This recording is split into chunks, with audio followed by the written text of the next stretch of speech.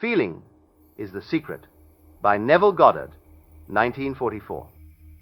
This book is concerned with the art of realizing your desire. It gives you an account of the mechanism used in the production of the visible world. It is a small book, but not slight. There is a treasure in it, a clearly defined road to the realization of your dreams. Were it possible to carry conviction to another by means of reasoned arguments and detailed instances, this book would be many times its size.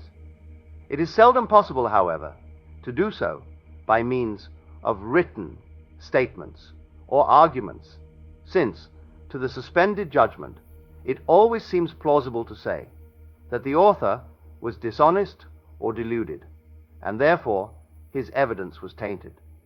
Consequently, I have purposely omitted all arguments and testimonials, and simply challenge the open-minded reader to practice the law of consciousness as revealed in this book. Personal success will prove far more convincing than all the books that could be written on the subject. Neville. Chapter 1. Law and its operation. The world and all within it is man's conditioned consciousness, objectified. Consciousness is the cause as well as the substance of the entire world. So it is to consciousness that we must turn if we would discover the secret of creation. Knowledge of the law of consciousness and the method of operating this law will enable you to accomplish all you desire in life. Armed with a working knowledge of this law, you can build and maintain an ideal world. Consciousness is the one and only reality, not figuratively, but actually. This reality may, for the sake of clarity, be likened unto a stream which is divided into two parts, the conscious and the subconscious. In order to intelligently operate the law of consciousness, it is necessary to understand the relationship between the conscious and the subconscious. The conscious is personal and selective. The subconscious is impersonal and non-selective. The conscious is the realm of effect. The subconscious is the realm of cause. These two aspects are the male and female divisions of consciousness. The conscious is male. The subconscious is female. The conscious generates ideas and impresses these ideas on the subconscious. The subconscious receives ideas and gives form and expression to them. By this law, first conceiving an idea and then impressing the idea conceived on the subconscious, all things evolve out of consciousness. And without this sequence, there is not anything made that is made. The conscious impresses the subconscious, while the subconscious expresses all that is impressed upon it. The subconscious doesn't originate ideas, but accepts as true those which the conscious mind feels to be true, and, in a way known only to itself, objectifies the accepted ideas. Therefore, through his power to imagine and feel, and his freedom to choose the idea he will entertain, man has control over creation. Control of the subconscious is accomplished through control of your ideas and feelings. The mechanism of creation is hidden in the very depth of the subconscious. The female aspect or womb of creation. The subconscious transcends reason and is independent of induction. It contemplates a feeling as a fact existing within itself, and on this assumption proceeds to give expression to it. The creative process begins with an idea, and its cycle runs its course as a feeling and ends in a volition to act. Ideas are impressed on the subconscious through the medium of feeling. No idea can be impressed on the subconscious until it is felt. But once felt, be it good, bad, or indifferent, it must be expressed. Feeling is the one and only medium through which ideas are conveyed to the subconscious. Therefore, the man who does not control his feeling may easily impress the subconscious with undesirable states. By control of feeling is not meant restraint or suppression of your feeling, but rather the disciplining of self to imagine and entertain only such feeling as contributes to your happiness. Control of your feeling is all important to a full and happy life. Never entertain an undesirable feeling, nor think sympathetically about wrong in any shape or form. Do not dwell on the imperfection of yourself or others.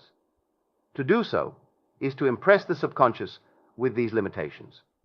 What you do not want done unto you, do not feel that it is done unto you or another. This is the whole law of a full and happy life. Everything else is commentary. Every feeling makes a subconscious impression, and unless it is counteracted by a more powerful feeling of an opposite nature, must be expressed.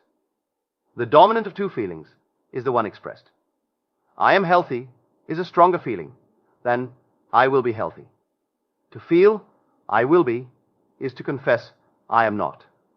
I am is stronger than I am not. What you feel, you are always dominates what you feel you would like to be.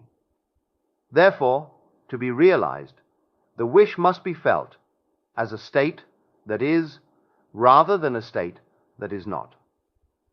Sensation precedes manifestation and is the foundation upon which all manifestation rests.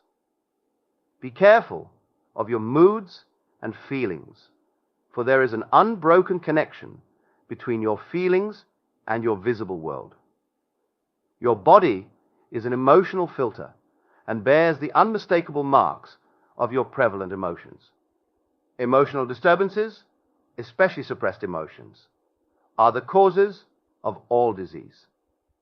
To feel intensely about a wrong without voicing or expressing that feeling is the beginning of disease, dis-ease, in both body and environment.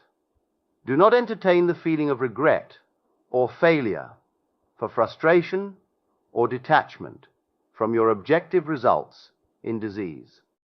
Think feelingly only of the state you desire to realize.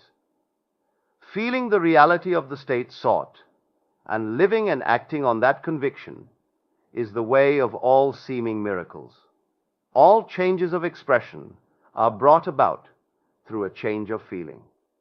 A change of feeling is a change of destiny. All creation occurs in the domain of the subconscious. What you must acquire, then, is a reflective control of the operation of the subconscious. That is, control of your ideas and feelings. Chance or accident is not responsible for the things that happen to you, nor is predestined fate the author of your fortune or misfortune. Your subconscious impressions determine the conditions of your world. The subconscious is not selective. It is impersonal and no respecter of persons. Acts 10:34, Romans 2:11. The subconscious is not concerned with the truth or falsity of your feeling. It always accepts as true that which you feel to be true. Feeling is the assent of the subconscious to the truth of that which is declared to be true. Because of this quality of the subconscious, there is nothing impossible to man. Whatever the mind of man can conceive and feel as true, the subconscious can and must objectify. Your feelings create the pattern from which your world is fashioned, and a change of feeling is a change of pattern. The subconscious never fails to express that which has been impressed upon it. The moment it receives an impression, it begins to work out the ways of its expression. It accepts the feeling impressed upon it, your feeling, as a fact existing within itself, and immediately sets about to produce in the outer or objective world the exact likeness of that feeling. The subconscious never alters the accepted beliefs of man. It outpictures them to the last detail, whether or not they are beneficial. To impress the subconscious with the desirable state, you must assume the feeling that would be yours had you already realized your wish. In defining your objective, you must be concerned only with the objective itself. The manner of expression or the difficulties involved are not to be considered by you. To think feelingly on any state impresses it on the subconscious. Therefore, if you dwell on difficulties, barriers, or delay, the subconscious, by its very non-selective nature, accepts the feeling of difficulties and obstacles as your request and proceeds to produce them in your outer world. The subconscious is the womb of creation. It receives the idea unto itself through the feelings of man. It never changes the idea received, but always gives it form. Hence, the subconscious outpictures the idea in the image and likeness of the feeling received. To feel a state as hopeless or impossible is to impress the subconscious with the idea of failure. Although the subconscious faithfully serves man, it must not be inferred that the relation is that of a servant to a master, as was anciently conceived. The ancient prophets called it the slave and servant of man. St. Paul personified it as a woman and said, the woman should be subject to man in everything. Ephesians 5:24. Also, 1 Corinthians 14:34, Ephesians 5:22, Colossians 3:18, 1 Peter 3:1. The subconscious does serve man and faithfully gives form to his feelings. However, the subconscious has a distinct distaste for compulsion and responds to persuasion rather than to command. Consequently, it resembles the beloved wife more than the servant. The husband is head of the wife, Ephesians 5:23, may not be true of man and woman in their earthly relationship, but it is true of the conscious and the subconscious, or the male and female aspects of consciousness. The mystery to which Paul referred when he wrote, "This is a great mystery," 5:32, "He that loveth his wife loveth himself," 5:28, "and they two shall be one flesh," 5:31, is simply the mystery of consciousness. Consciousness is really one and undivided, but for creation's sake, it appears to be divided into two. The conscious, objective, or male aspect truly is the head and dominates the subconscious, subjective, or female aspect. However, this leadership is not that of the tyrant, but of the lover. So, by assuming the feeling that would be yours, were you already in possession of your objective, the subconscious is moved to build the exact likeness of your assumption. Your desires are not subconsciously accepted until you assume the feeling of their reality, for only through feeling is an idea subconsciously accepted, and only through this subconscious acceptance is it ever expressed. It is easier to ascribe your feeling to events in the world than to admit that the conditions of the world reflect your feeling. However, it is eternally true that the outside mirrors the inside. As within, so without. As above, so below. As below, so above. As within, so without. As without, so within. Correspondence. The second of the 7 principles of Hermes Trismegistus. A man can receive nothing unless it is given him from heaven. John 3:27. And the kingdom of heaven is within you. Luke 17:21. Nothing comes from without. All things come from within, from the subconscious. It is impossible for you to see other than the contents of your consciousness. Your world, in its every detail, is your consciousness objectified. Objective states bear witness of subconscious impressions. A change of impression results in a change of expression. The subconscious accepts as true that which you feel as true. And because creation is the result of subconscious impressions, you, by your feeling, determine creation. You are already that which you want to be, and your refusal to believe this is the only reason you do not see it. To seek on the outside for that which you do not feel you are is to seek in vain, for we never find that which we want. We find only that which we are. In short, you express and have only that which you are conscious of being or possessing. To him that hath it is given. Matthew 13:12 and 25:29. Mark 4:25. Luke 8:18. 19:26. Denying the evidence of the senses and appropriating the feeling of the wish fulfilled is the way to the realization of your desire. Mastery of self-control of your thoughts and feelings is your highest achievement.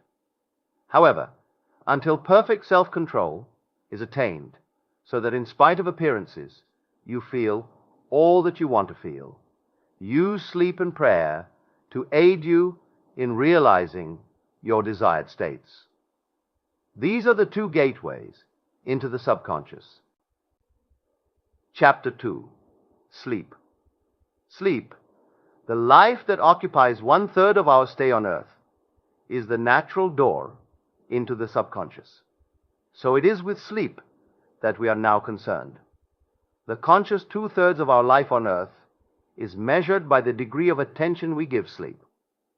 Our understanding of and delight in what sleep has to bestow will cause us, night after night, to set out for it as though we were keeping an appointment with a lover.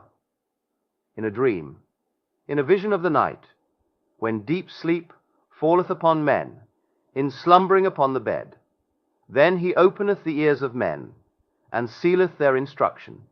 Job 33:15 and 16. It is in sleep and in prayer, a state akin to sleep, that man enters the subconscious to make his impressions and receive his instructions. In these states, the conscious and subconscious are creatively joined.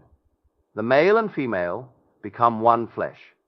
Sleep is the time when the male or conscious mind turns from the world of sense to seek its lover or subconscious self. The subconscious, unlike the woman of the world who marries her husband to change him, has no desire to change the conscious, waking state, but loves it as it is and faithfully reproduces its likeness in the outer world of form. The conditions and events of your life are your children, formed from the molds of your subconscious impressions in sleep.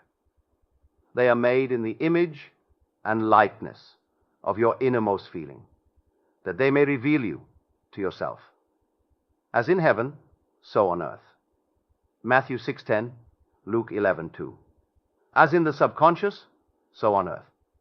Whatever you have in consciousness as you go to sleep is the measure of your expression in the waking 2/3 of your life on earth. Nothing stops you from realizing your objective, save your failure to feel that you are already that which you wish to be, or that you are already in possession of the things sought. Your subconscious gives form to your desires only when you feel your wish fulfilled. The unconsciousness of sleep is the normal state of the subconscious, because all things come from within yourself, and your conception of yourself determines that which comes. You should always feel the wish fulfilled before you drop off to sleep. You never draw out of the deep of yourself that which you want. You always draw that which you are, and you are that which you feel yourself to be, as well as that which you feel as true of others. To be realized, then, the wish must be resolved into the feeling of being, or having, or witnessing the state sought. This is accomplished by assuming the feeling of the wish fulfilled. The feeling which comes in response to the question, how would I feel were my wish realized, is the feeling which should monopolize and immobilize your attention as you relax into sleep. You must be in the consciousness of being or having that which you want to be or to have before you drop off to sleep. Once asleep, man has no freedom of choice. His entire slumber is dominated by his last waking concept of self. It follows, therefore, that he should always assume the feeling of accomplishment and satisfaction before he retires in sleep. Come before me with singing and thanksgiving. Psalm 95:2. Enter into his gates with thanksgiving, and into his courts with praise. Psalm 104. Your mood prior to sleep defines your state of consciousness as you enter into the presence of your everlasting lover, the subconscious. She sees you exactly as you feel yourself to be. If, as you prepare for sleep, you assume and maintain the consciousness of success by feeling, I am successful, you must be successful. Lie flat on your back, with your head on a level with your body. Feel as you would were you in possession of your wish, and quietly relax into unconsciousness. He that keepeth Israel shall neither slumber nor sleep. Psalm 121:4. Nevertheless, he giveth his beloved sleep. Psalm 127:2. The subconscious never sleeps. Sleep is the door through which the conscious, waking mind passes to be creatively joined to the subconscious. Sleep conceals the creative act, while the objective world reveals it. In sleep, man impresses the subconscious with his conception of himself. What more beautiful description of this romance of the conscious and subconscious is there than that told in the Song of Solomon? By night, on my bed, I sought him whom my soul loveth. I found him whom my soul loveth. I held him, and I not let him go, until I had brought him into my mother's house, and into the chamber of her that conceived me. Song of Solomon 3:1-4. Preparing to sleep, you feel yourself into the state of the answered wish, and then relax into unconsciousness. Your realized wish is he whom you seek. By night on your bed, you seek the feeling of the wish fulfilled, that you may take it with you into the chamber of her that conceived you, into sleep or the subconscious which gave you form, that this wish also may be given expression.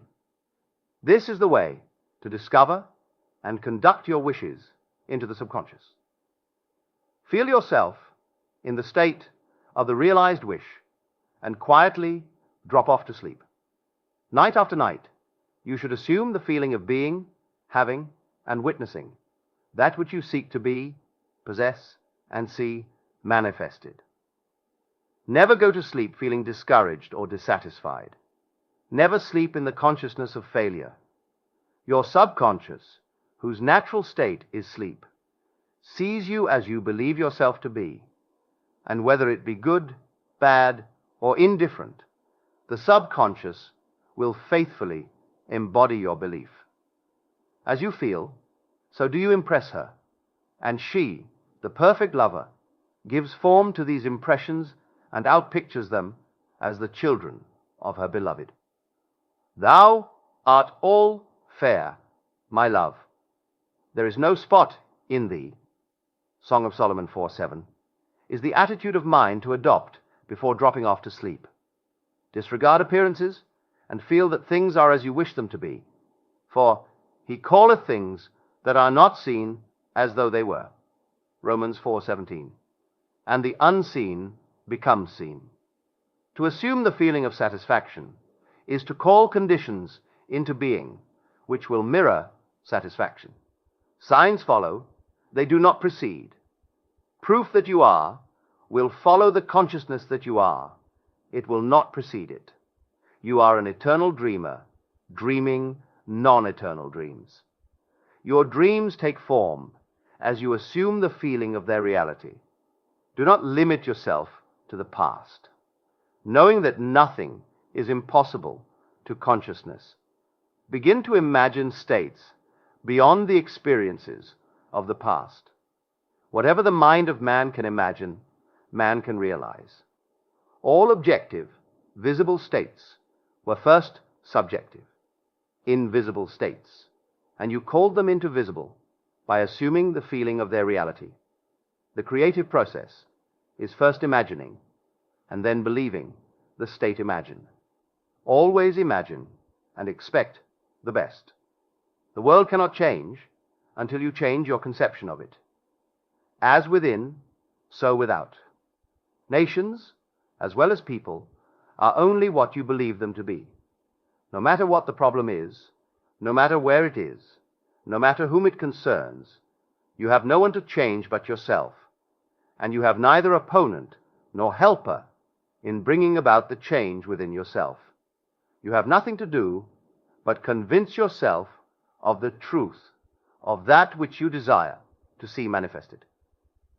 As soon as you succeed in convincing yourself of the reality of the state sought, results follow to confirm your fixed belief. You never suggest to another the state which you desire to see him express. Instead, you convince yourself that he is already that which you desire him to be. Realization of your wish is accomplished by assuming the feeling of the wish fulfilled. You cannot fail unless you fail to convince yourself of the reality of your wish. A change of belief is confirmed by a change of expression. Every night, as you drop off to sleep, feel satisfied and spotless, for your subjective lover always forms the objective world in the image and likeness of your conception of it, the conception defined by your feeling. The waking two-thirds of your life on earth ever corroborates or bears witness to your subconscious impressions. The actions and events of the day are effects. They are not causes. Free will is only freedom of choice. Choose ye this day whom ye shall serve. Joshua 24:15. Is your freedom to choose the kind of mood you assume. But the expression of the mood is the secret of the subconscious. The subconscious receives impressions only through the feelings of man, and in a way known only to itself, gives these impressions form and expression. The actions of man are determined by his subconscious impressions. His illusion of free will, his belief in freedom of action, is but ignorance of the causes which make him act. He thinks himself free because he has forgotten the link between himself and the event. Man awake is under compulsion to express his subconscious impressions. If in the past he unwisely impressed himself, then let him begin to change his thought and feeling, for only as he does so will he change his world. Do not waste one moment in regret, for to think feelingly of the mistakes of the past is to reinfect yourself. Let the dead bury the dead. Matthew 8:22, Luke 9:60. Turn from appearances and assume the feeling that would be yours were you already the one you wish to be. Feeling a state produces that state. The part you play on the world stage is determined by your conception of yourself. By feeling your wish fulfilled and quietly relaxing into sleep, you cast yourself in a star role to be played on earth tomorrow, and, while asleep, you are rehearsed and instructed in your part. The acceptance of the end automatically wills the means of realization. Make no mistake about this. If, as you prepare for sleep, you do not consciously feel yourself into the state of the answered wish, then you will take with you into the chamber of her who conceived you the sum total of the reactions and feelings of the waking day. And while asleep, you will be instructed in the manner in which they will be expressed tomorrow. You will rise believing that you are a free agent, not realizing that every action and event of the day is predetermined by your concept of self as you fell asleep. Your only freedom, then, is your freedom of reaction. You are free to choose how you feel and react to the day's drama. But the drama, the actions, events, and circumstances of the day have already been determined, unless you consciously and purposely define the attitude of mind with which you go to sleep. You unconsciously go to sleep in the composite attitude of mind, made up of all feelings and reactions of the day.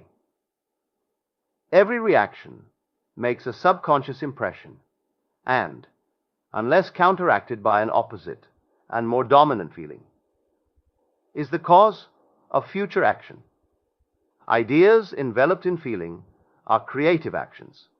Use your divine right wisely. Through your ability to think and feel, you have dominion over all creation. While you are awake, you are a gardener selecting seed for your garden. But except a corn of wheat fall into the ground and die, it abideth alone. But if it die, it bringeth forth much fruit. John 12:24. Your conception of yourself as you fall asleep is the seed you drop into the ground of the subconscious. Dropping off to sleep, feeling satisfied and happy, compels conditions and events to appear in your world which confirm these attitudes of mind. Sleep is the door into heaven. What you take in as a feeling, you bring out as a condition, action, or object in space. So sleep in the feeling of the wish fulfilled. Chapter 3. Prayer. Prayer, like sleep, is also an entrance into the subconscious. When you pray, enter into your closet, and when you have shut your door, pray to your Father, which is in secret, and your Father, which is in secret, shall reward you openly. Matthew 6:6. Prayer is an illusion of sleep, which diminishes the impression of the outer world and renders the mind more receptive to suggestion from within. The mind in prayer is in a state of relaxation and receptivity, akin to the feeling attained just before dropping off to sleep. Prayer is not so much what you ask for, as how you prepare for its reception. Whatsoever things ye desire, when ye pray, believe that you have received them, and ye shall have them. Mark 11:24. The only condition required is that you believe that your prayers are already realized. Your prayer must be answered if you assume the feeling that would be yours were you already in possession of your objective. The moment you accept the wish as an accomplished fact, the subconscious finds means for its realization. To pray successfully, then, you must yield to the wish, that is, feel the wish fulfilled. The perfectly disciplined man is always in tune with the wish as an accomplished fact. He knows that consciousness is the one and only reality, that ideas and feelings are facts of consciousness and are as real as objects in space. Therefore, he never entertains a feeling which does not contribute to his happiness, for feelings are the causes of the actions and circumstances of his life. On the other hand, the undisciplined man finds it difficult to believe that which is denied by the senses, and usually accepts or rejects solely on appearances of the senses. Because of this tendency to rely on the evidence of the senses, it is necessary to shut them out before starting to pray, before attempting to feel that which they deny. Whenever you are in the state of mind, I should like to, but I cannot, the harder you try, the less you are able to yield to the wish. You never attract that which you want, but always attract that which you are conscious of being. Prayer is the art of assuming the feeling of being and having that which you want. When the senses confirm the absence of your wish, All conscious effort to counteract the suggestion is futile and tends to intensify the suggestion. Prayer is the art of yielding to the wish and not the forcing of the wish. Whenever your feeling is in conflict with your wish, feeling will be the victor. The dominant feeling invariably expresses itself. Prayer must be without effort. In attempting to fix an attitude of mind which is denied by the senses, effort is fatal.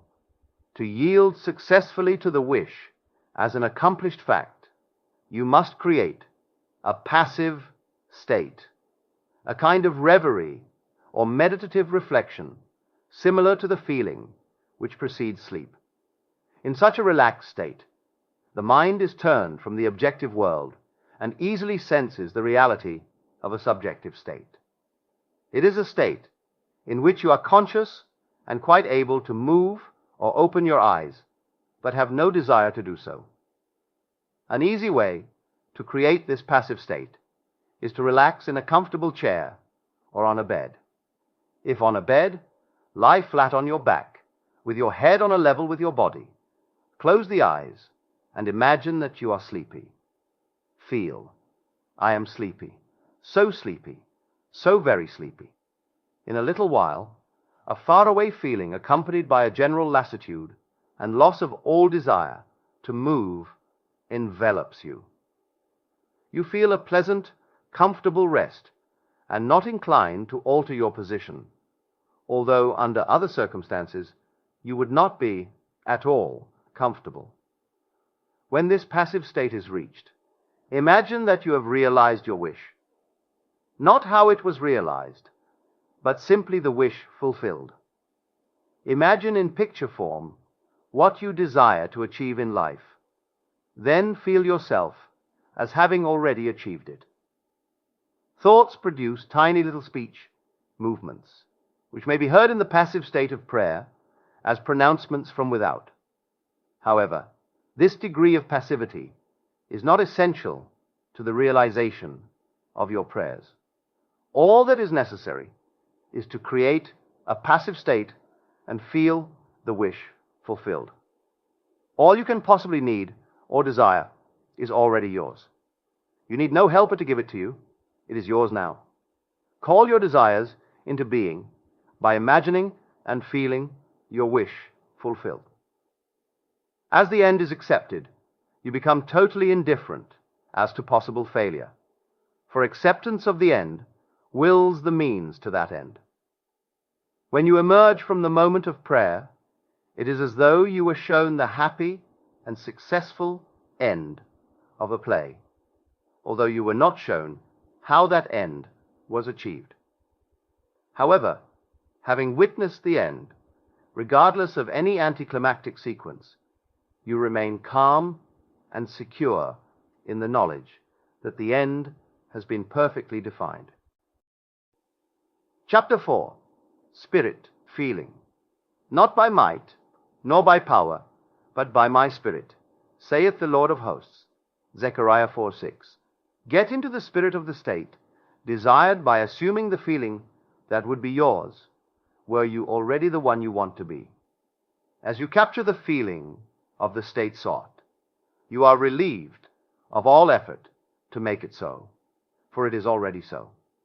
There is a definite feeling associated with every idea in the mind of man.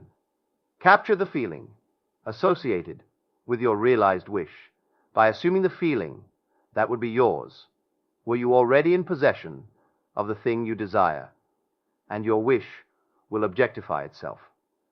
Faith is feeling. According to your faith, feeling, be it unto you. Matthew 9:29. You never attract that which you want, but always that which you are. As a man is, so does he see. To him that hath it shall be given, and to him that hath not, it shall be taken away. Matthew 13:12 and 25:29. Mark 4:25. Luke 8:18 and 19:26. That which you feel yourself to be, you are, and you are given that which you are.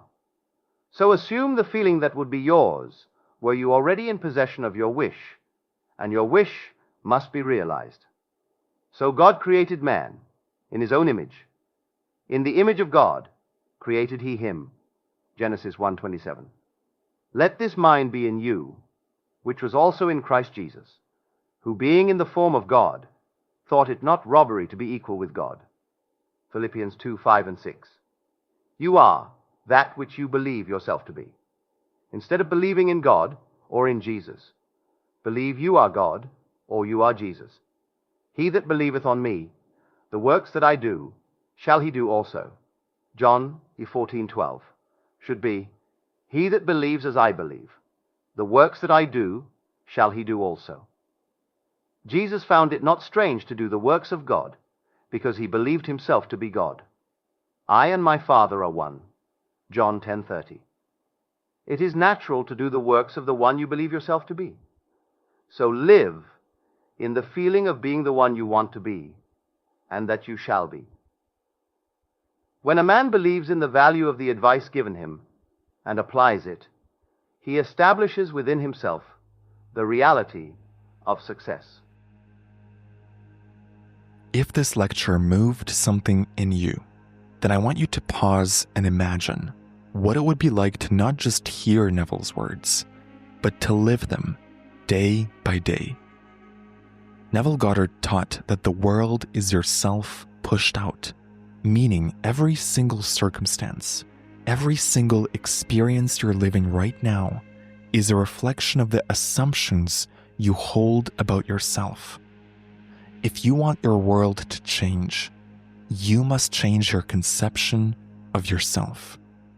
That's the heart of his teaching, and it's also the part most people skip. We get inspired, we nod along, but then we drift back into the same old state. That's why I created Unlock God Mode. It's a complete framework to help you embody Neville's law of assumption in a real, practical, day-to-day way. Inside, you'll find transmissions to rewire your identity, guided processes to practice Neville's techniques, and practical exercises that make the law come alive in your life. By the end of your first 30 days inside the course, you won't just know this teaching, you'll be living it. And here's my invitation to you. Right now, you can join for a one-time, lifetime deal of just $97. One payment, access forever. No monthly fees, no subscriptions. It's a rare offer and I don't know how long I'll keep it available, but it's open for you today. So if you've been waiting for your sign, this is it. Take what inspired you in this lecture and step fully into it. Don't let it fade into the background. Imagine the difference in your life 30 days from now if you begin today. Imagine looking back at this very moment as the point where you made a decision and everything changed. Go to unlockgodmode.org or simply click the first link in the show notes. That's unlockgodmode.org. Join us today, begin your 30-day journey, and watch how quickly your world transforms when you live as the operant power. Much love, many blessings to you, and I hope to see you inside Unlock God Mode.